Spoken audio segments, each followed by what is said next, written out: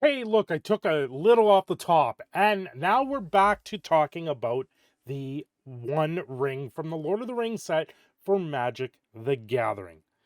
This has created quite a stir with a few people, and I have to admit, I don't know the full answers or the details here of the One Ring, where it pertains with Canada, and how it may be illegal. Wizards of the Coast are the ones that ran this as an actual promotion.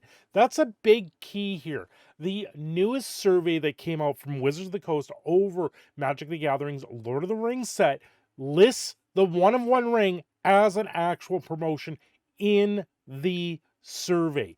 This is a major step to suggest this was a promotional contest run in the form of booster packs as an inserted prize.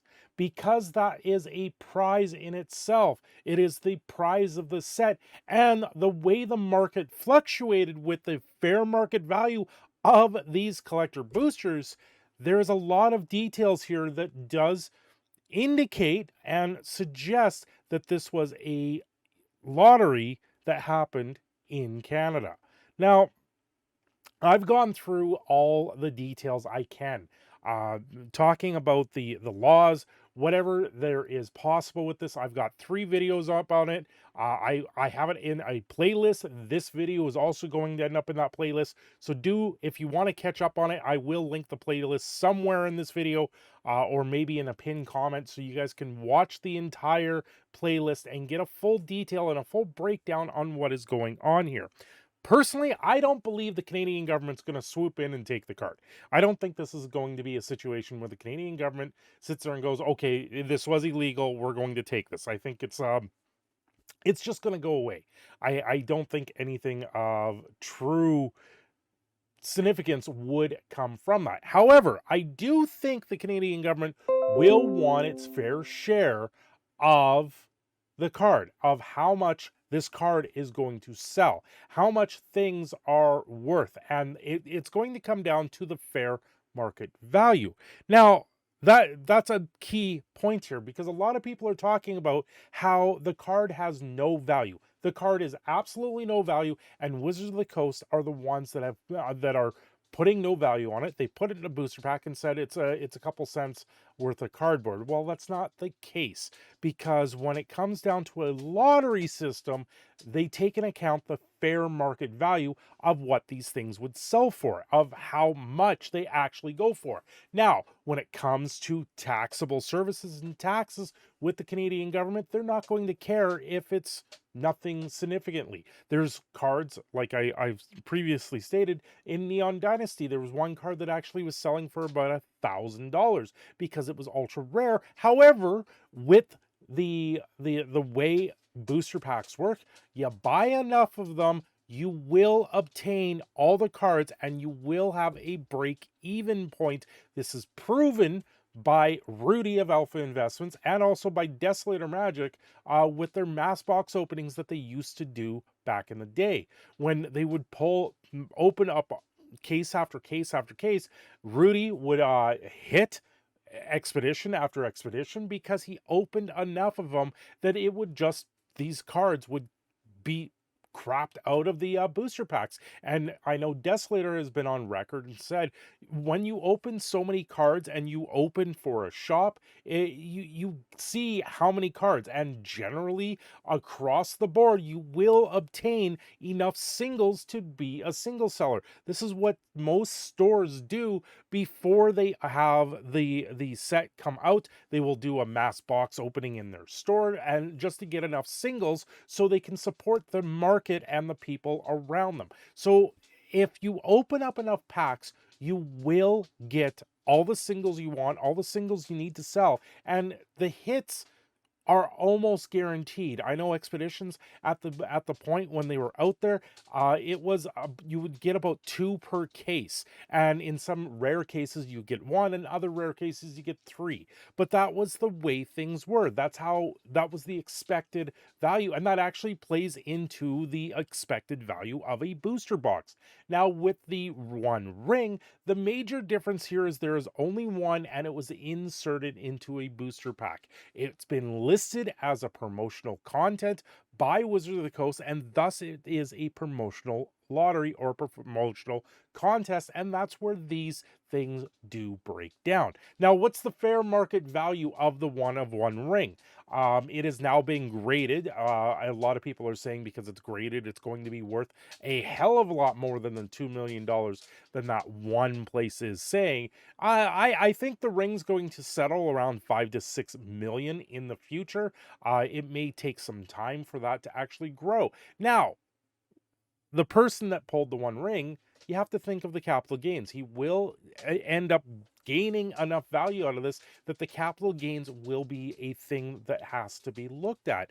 And at 49%, which was what was reported by Polygon, which is very strange in itself. And then it was half of that if because he bought something and opened it up. It's a very strange situation with that. And also in the United States, from my understanding, they also have a capital gains tax of 37%. So there is a lot of different details here. The IRS would be wanting their share of it. And I know with a lot of cards, people will sink money into older cards as investment values so they can cash out on that money later and kind of squirrel that away from tax purposes from the government. And these are things that have always crept into the game. They've always crept into trading card games, baseball cards, hockey cards. It's been one of those mainstays that has always put it there.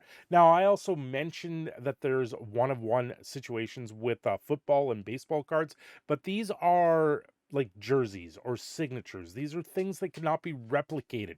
They're items that go into a box that cannot be replicated, and they're actually real world items. It's not like going out there and literally firing up a printer and printing off $1 million bill, where Wizards of the Coast in this case did. Now, did they expect the value of this card to be this much? It's tough to say, but if they were looking into the history of one-of-one cards, they could easily expect a value this high. After doing a lot of research for this, I think that is a place where it would have been. Now, there's also people saying that Wizards of the Coast are not the ones that have put the value to the card. Well, it comes back to that fair market value that I spoke of earlier in this video. Fair market value is whatever the market will see of it, not Wizards of the Coast. And that is the major difference with that, and why as a prize it may fluctuate. Say a trip, you win a trip somewhere, that trip, the fair market value of that trip goes up and down dependent on where you live, in what region you are. And that is that is a key difference with this situation. Now, when it came to stuff here in Canada, I've had things sent to me. I had a life counter that was sent to me. It was 3D printed by a friend. They sent it to me.